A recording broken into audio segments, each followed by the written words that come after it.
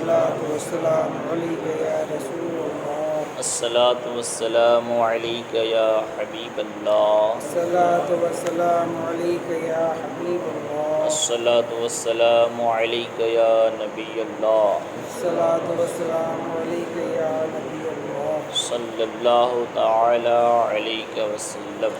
صلى الله تعالى عليك وسلم. اشربا کا بیان چل رہا ہے، اس میں 7 مسئلے بیان ہوئے۔ آخر میں یہ سماعت کیا تھا کہ نبیذ یعنی کھجور یا منقع کو پانی میں بھگویا جائے، وہ پانی نشہ پیدا ہونے سے پہلے پیا جائے، یہ جائز ہے۔ احادیث سے اس کا جواز ثابت ہے، یعنی نبیذ جب تک نبیذ ہے، یعنی اس میں نشہ اور جھاگ وغیرہ پیدا نہیں ہوا، تب تک وہ پانی پیا جا سکتا ہے، جسم کے لیے صحت مند ہے۔ لیکن اگر اس میں نشہ پیدا ہو جائے، وہ پانی خراب ہو جائے یا اس میں جھاگ پیدا ہو جائے تو اس پانی کا پینا جائز نہیں ہے۔ مسئلہ نمبر 8، تانبے اور ہر قسم کے برتنوں میں نبیذ بنانا جائز ہے، یعنی خاص برتنوں میں نبیذ بنانے کی ابتدا میں ممانعت آئی تھی، مگر بعد میں یہ ممانعت منسوخ ہو گئی۔ تانبا کسے کہتے ہیں؟ تانبا یہ اندر سے خالی اور خشک کیا ہوا کدو ہوتا ہے۔ کدو کولا جو ہوتا ہے، اس کو اندر سے اس کا سامان ہے، مال مٹیریل، اس کو نکال لیا جائے اور اس کو سکھا لیا جائے۔ تو اس قسم کے بھی برتن پچھلے زمانے میں ہوا کرتے تھے۔ جو کدو ہوتا تھا پورا کولا، اس کے اندر کا جو گودا ہوتا تھا اسے نکال لیا جاتا اور پورا کدو سکھا لیا جاتا تھا، جس سے وہ ایک برتن بن جاتا تھا، برتن کی صورت اختیار کر لیتا تھا۔ تو شروع میں ابتدائے اسلام میں اس برتن میں نبیذ بنانے سے منع فرمایا تھا، نبیذ بنانے سے منع فرمایا تھا، اور پھر بعد میں اس کی اجازت عطا فرما دی۔ پتہ چلا کہ وہ جو حکم تھا وہ منسوخ ہو گیا، یعنی وہ اب ختم ہو گیا، اب دوسرا حکم آ گیا، اس کی اجازت مل گئی۔ تو وہ کدو جسے خشک کیا گیا ہو اور اندر سے خالی ہو، اس میں اور ہر قسم کے برتنوں میں نبیذ بنانا جائز ہے۔ نبیذ مطلب وہی کھجور اور منقع کا پانی جو رات بھر اس پانی میں وہ ڈوبا رہے، تو وہی پانی کیا ہے، پینا جائز ہے، اور اسی کو نبیذ کہا جاتا ہے۔ اور بعض خاص برتنوں میں نبیذ بنانے کی ابتدا میں ممانعت آئی تھی۔ کچھ برتنوں کے نام ذکر کیے جاتے ہیں حدیث میں کہ ان برتنوں میں نبیذ نہ بنائے جائے، کیونکہ ان برتنوں میں کفار جو ہیں دور جاہلیت میں شراب بنایا کرتے تھے، تو مشابہت نہ ہو جائے اس سے، اس لیے منع فرمایا گیا تھا۔ پھر جب شراب ناجائز ہو گئی، حرام ہو گئی، تب تو بالکل ظاہر ہو گیا کہ کیا شراب ہے کیا نبیذ ہے، تو پھر اس کی اجازت عطا فرما دی کہ اس برتن میں بھی بنا سکتے ہیں، کوئی حرج نہیں ہے۔ ابھی تو یہ برتن کبھی دیکھنے میں بھی نہیں آتے، بس کتابوں میں سننے میں ہی آتے ہیں۔ ابھی تو دوسرے اسٹیل، ایلومینیم اور اس قسم کے بہت سارے دھات نکل گئے اور اس کے برتن بنتے ہیں، اسی کا استعمال کیا جاتا ہے۔ مسئلہ نمبر 9، گھوڑی کے دودھ میں بھی نشہ ہوتا ہے، اس کا پینا بھی ناجائز ہے۔ گھوڑی کا دودھ، اس میں بھی کیا ہوتا ہے، نشہ ہوتا ہے، اس کو پینا بھی ناجائز ہے، یہ پینا جائز نہیں ہے، گھوڑی کا دودھ پینا ناجائز ہے۔ مسئلہ نمبر 10، بھنگ اور افیون اتنی استعمال کرنا کہ عقل فاسد ہو جائے ناجائز ہے، جیسا کہ افیونی اور بھنگیڑے استعمال کرتے ہیں، اور اگر کمی کے ساتھ اتنی استعمال کی گئی کہ عقل میں فطور نہیں آیا، جیسا کہ بعض نسخوں میں افیون قلیل جز ہوتا ہے کہ فی خوراک اس کا اتنا خفیف جز ہوتا ہے کہ استعمال کرنے والے کو پتہ بھی نہیں چلتا کہ افیون کھائی ہے، اس میں حرج نہیں ہے۔ بھنگ جو ہے ایک قسم کا نشہ آور پتا ہوتا ہے، پودا ہوتا ہے، جس کے پتوں کو گھوٹ کر پیتے ہیں۔ اس کو پتے کو گھوٹ دیا جاتا ہے، پھر اسے پیتے ہیں۔ یہ کیا ہوتا ہے؟ بھنگ ہوتا ہے۔ افیون یہ ایک نشہ آور چیز ہے جو پوست کے رست کو منجمد کر کے بنائی جاتی ہے۔ اس کو افیم بھی کہتے ہیں۔ کیا کہتے ہیں؟ افیم۔ افیون ہی افیم ہے، ٹھیک ہے؟ تو یہ مشہور ہے، سب جانتے ہیں۔ تو اس کا استعمال کرنا بھی اتنا استعمال کرنا کہ عقل فاسد ہو جائے۔ عقل فاسد ہو جائے، یعنی عقل چلی جائے، بیلنس نہ رہے، پتہ ہی نہیں چلے، چلتا ہے ادھر جاتا ہے ادھر، تو اسے پتہ ہی نہ چلے، عقل ختم ہو جائے، عقل کا توازن ختم ہو جائے کہ اب اسے سمجھ میں نہیں آتا کہ کون سامنے کھڑا ہے، تو اسے کہتے ہیں عقل کا جاتا رہنا۔ وہ ہمیشہ کے لیے نہیں جاتی، تھوڑی دیر کے لیے، جب تک اس کا نشہ رہتا ہے تب تک وہ عقل چلی جاتی ہے۔ تو اتنا استعمال کرنا بھنگ اور افیون کہ اس سے عقل فاسد ہو جائے، یعنی عقل چلی جائے۔ جیسا کہ افیونی، جو افیون پینے والے ہوتے ہیں، وہ اتنا پی لیتے ہیں کہ ان کو ہوش ہی نہیں ہوتا، اور بھنگیڑے جو بھنگ پینے والے ہوتے ہیں وہ لوگ بھی اتنا بھنگ پی لیتے ہیں کہ ان کو پھر ہوش ہی نہیں ہوتا۔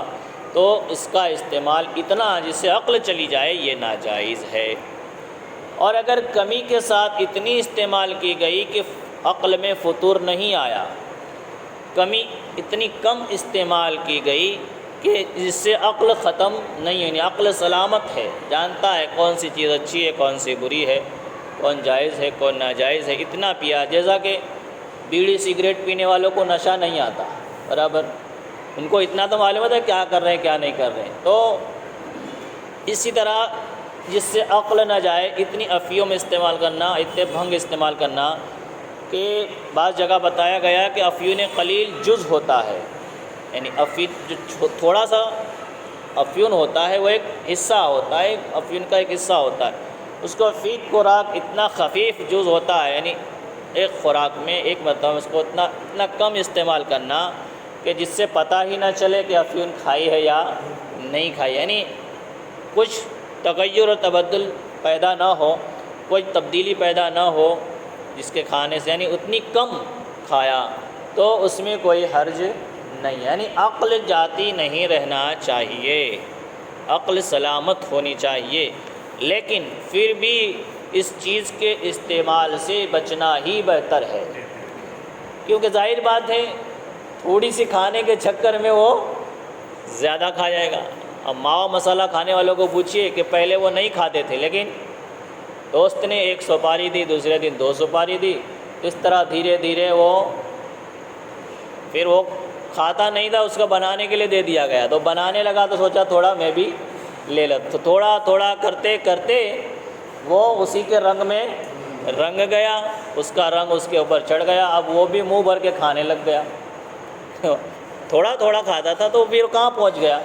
اسی طریقے سے بچے جو یہ اس کی جانب مائل ہو جاتے ہیں، ماوا مسالے کی جانب، تو وہ میٹھی سپاری سے پہلے وہ میٹھی کھاتے ہیں، پھر سادی سپاری کھاتے ہیں، اور پھر وہ تمباکو والی کھانے لگ جاتے ہیں۔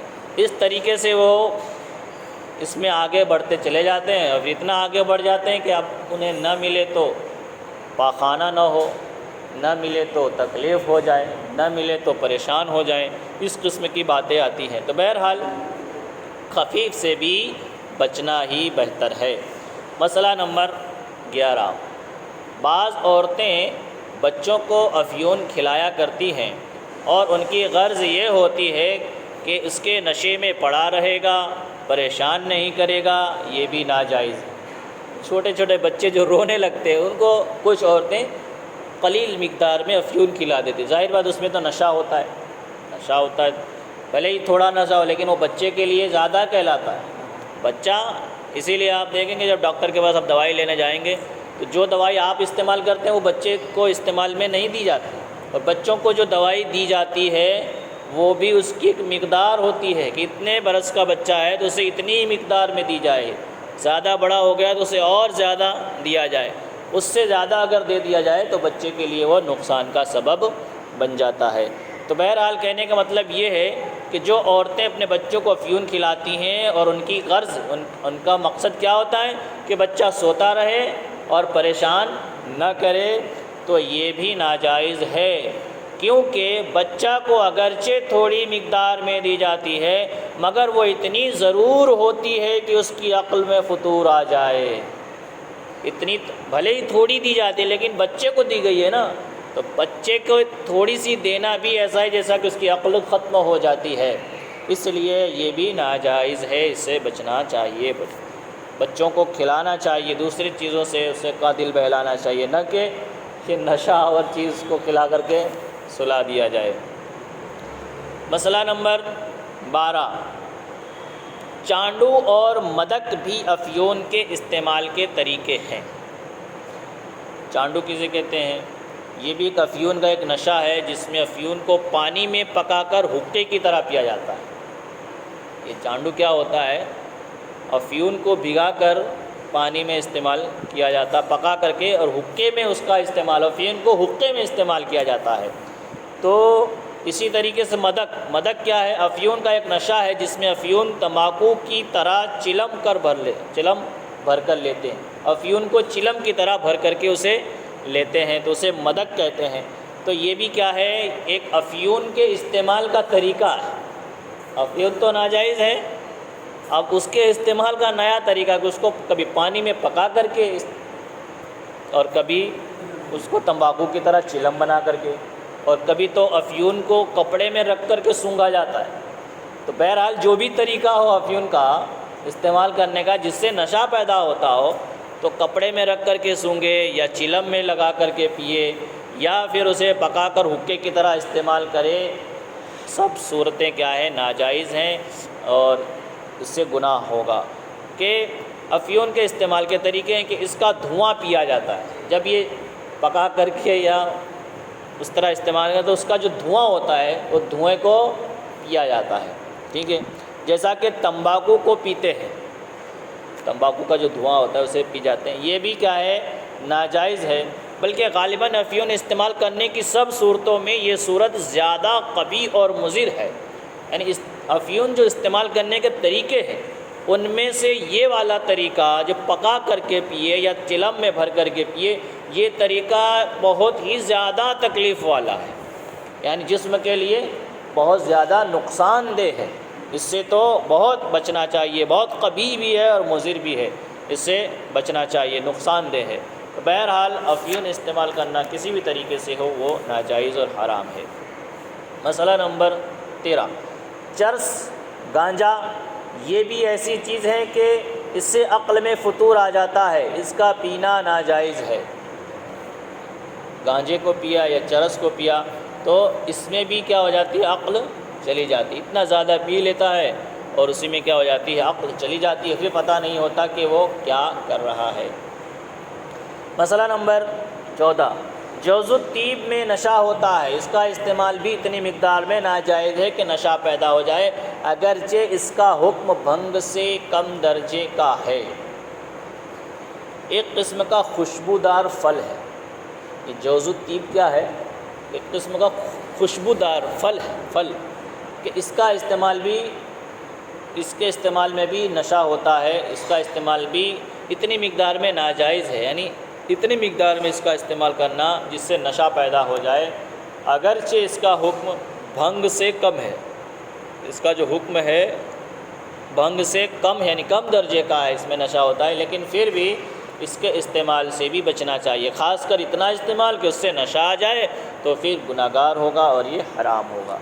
مسئلہ نمبر 15، خشک چیزیں جو نشہ لاتی ہیں، سوکھی چیزیں جو نشہ لاتی ہیں جیسے بھنگ وغیرہ، یہ نجس نہیں ہے۔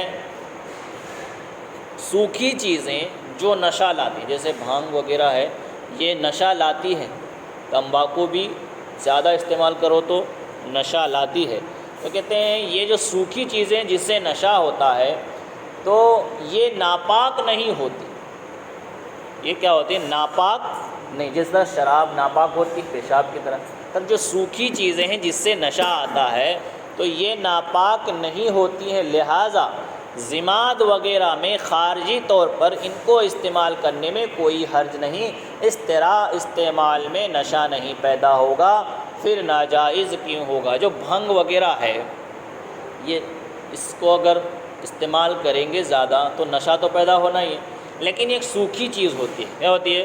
سوکھی چیز ہوتی ہے۔ اب اس سوکھی چیز کو نشہ یہ ایک طریقے سے استعمال کرنے میں آتا ہے، یعنی اس کے خاص طریقے سے استعمال کریں تو اس سے نشہ آتا ہے، لیکن یہ سوکھی چیز ہے، یہ بھنگ وغیرہ، اگر یہ کسی ضماد میں استعمال، ضماد کا مطلب یہ ہے کہ لیپ، مالش، جسم کے اوپر اس کو مالش کیا جائے یا لیپ لگایا جائے اس کا، تو اس طرح استعمال کرنا جائز ہے، یعنی یہ ناپاک نہیں ہے۔ صورت میں سوکھی چیز کیا ہے؟ ناپاک نہیں ہے، کیونکہ اب یہ خارجی طور پر استعمال ہوئی، یعنی پیٹ کے اندر نہیں کہ جیسے ہاتھ کے اوپر کوئی مالش کی ضرورت ہے، زخم وغیرہ ہے تو وہاں پہ اس کو رگڑا گیا، تو یہ شراب تو رگڑنا بھی ناجائز ہے، زخم میں ڈالنا بھی ناجائز ہے، لیکن یہ سوکھی چیز جو نشہ لاتی ہے جیسے بھانگ وغیرہ ہے، تمباکو وغیرہ ہے جو نشہ لاتی ہے، تو اس کا ضماد کیا جا سکتا ہے، یعنی اس کو لیپ لگایا جا سکتا ہے، جس طرح مٹی کا لیپ لگاتے ہیں اس طرح اس کو لگا کر علاج کیا جا سکتا ہے، کیونکہ یہ سوکھی ہونے کی وجہ سے کیا ہے؟ ناپاک نہیں ہے۔ مسئلہ نمبر 16، اور یہ مسئلہ عام طور پر لوگ کہتے ہیں حقہ پینا جائز ہے، تو کون سا حقہ پینا جائز ہے؟ سب حقے پینے جائز ہے، نشہ والا حقہ ہو تو کیا ہے؟ ناجائز ہے۔ تو 16 نمبر میں یہ پورا اس کا ذکر ہے، کہتے ہیں حقہ کے متعلق علماء کے مختلف اقوال ہیں، مگر قول فیصل یہ ہے کہ اس کی متعدد صورتیں، حقہ کے بارے میں علماء کے بہت سارے اقوال ہیں، ان کا کہنا ہے کہ ایسا بھی ہو سکتا ہے، ایسا بھی ہو سکتا ہے، ایسا بھی ہو سکتا ہے، اسے اقوال کہا جاتا ہے، لیکن قول فیصل یعنی مضبوط قول یہ ہے کہ اس کی متعدد صورتیں ہیں، یعنی حقہ کی متعدد قسم، الگ الگ قسمیں ہیں، کوئی الگ قسم کا حقہ ہوتا ہے، کوئی الگ قسم کا حقہ ہوتا ہے، کہ ایک یہ ہے، ان میں سے ایک یہ ہے کہ حقہ پی کر عقل جاتی رہتی ہے، ایک حقہ کی قسم یہ ہے کہ اسے پیا جائے تو عقل چلی جاتی ہے، جس طرح شراب وغیرہ سے عقل چلی جاتی ہے، اس حقے سے کیا ہو جاتی ہے؟ عقل چلی جاتی ہے، تو عقل جاتی رہتی ہے، جیسا کہ رامپور، بریلی، شاہجہاں پور میں بعض لوگ رمضان شریف میں افطار کے بعد خاص اہتمام سے حقہ بھرتے ہیں اور اس زور سے دم لگاتے ہیں کہ چلم سے اونچی اونچی لو اٹھتی ہے۔ ان علاقوں میں حقہ اتنا پیا جاتا ہے کہ وہ رمضان کے مہینے میں افطاری کے بعد حقہ اس طرح اہتمام سے پیتے ہیں کہ اس سے اتنا اس کو میں دم لگاتے کھینچتے ہیں کہ جو کٹوری ہوتی ہے آگ کی، وہاں سے لو، آگ کی لپٹ اٹھنے لگتی ہے، اونچی اونچی لو اٹھتی ہے، اور پینے والے بے ہوش ہو کر گر پڑتے، پینے والے جو ہے بے ہوش ہو کر کے گر پڑتے۔ اب بے ہوش ہو کر کے گر پڑے تو کیا پتہ چلا؟ اس سے نشہ آتا ہے، تو یہ کیا ہے؟ ناجائز ہے، یہ ناجائز، نشے والی چیز کا استعمال کرنا ناجائز ہے۔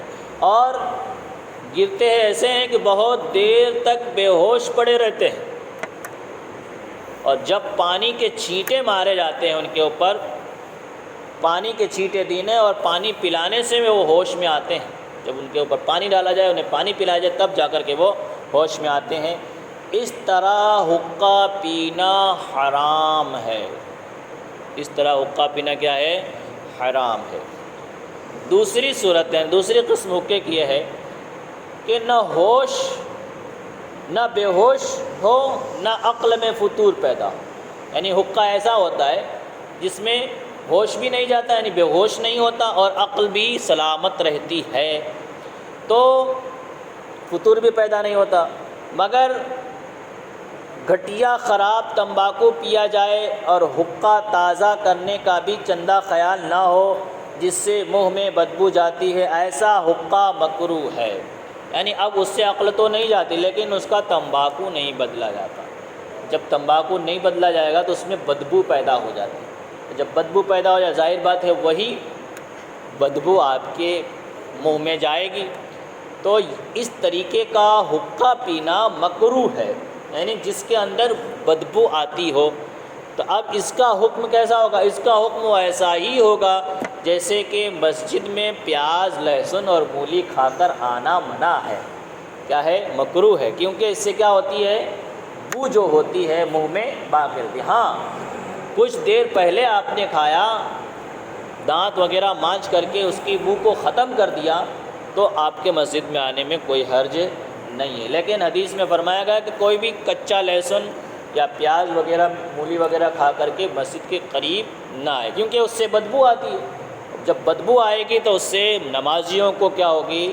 تکلیف ہوگی۔ تو اس قسم کا حقہ جس میں پانی کو بدلا نہ جاتا، تمباکو کو بدلا نہ جاتا، بلکہ ایسے ہی سب لوگ لگے رہتے ہیں اس میں، تو اس طریقے کا حقہ پینا مکروہ ہے۔ ایک حقہ جس میں نشہ آ جاتا ہے اس میں کیا ہے؟ وہ حرام۔ دوسرا حقہ جس میں تمباکو وغیرہ بدلی نہیں جاتی، بدبو پیدا ہو جاتی ہے، ایسے حقے کا پینا کیا ہے؟ مکروہ ہے۔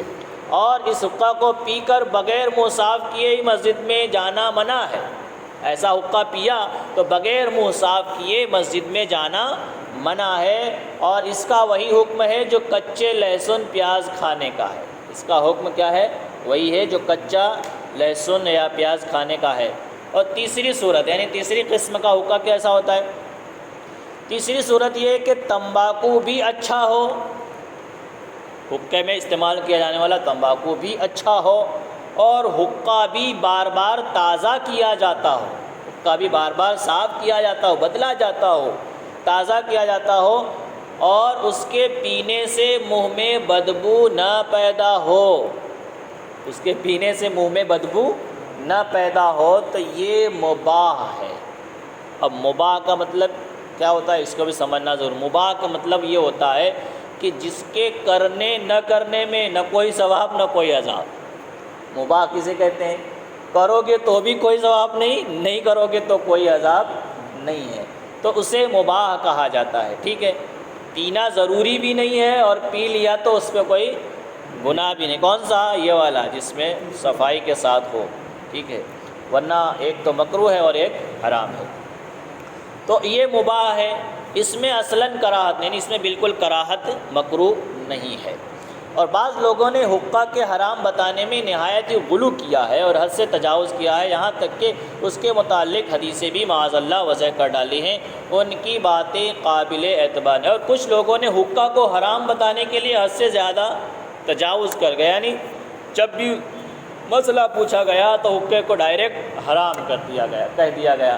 تو یہ کیا ہے؟ غلو ہے۔ غلو یعنی حد سے بڑھ جانا ہے، اور ان لوگوں نے اس میں حدیثیں بھی بنا ڈالی، حالانکہ حدیث میں اس کا کوئی ذکر اس طریقے کا نہیں ہے، تو ان کی باتیں جو ہے ناقابل اعتبار ہیں، اس کا کوئی اعتبار نہیں ہے۔ بہرحال خلاصہ کلام یہ ہے کہ وہ حقہ جس سے نشہ آتا ہو وہ حرام ہے، اور وہ حقہ جس میں تمباکو اچھی نہ ہو، خراب ہو اور اسے بدلا نہ جاتا ہو تو اس کا پینا مکروہ ہے، اور وہ حقہ جس میں صفائی ستھرائی کے ساتھ کیا جاتا ہو اور اس کے پینے میں بدبو نہ آتی ہو، اور تمباکو اچھا استعمال کیا جاتا ہو، تو اس کا پینا مباح ہے۔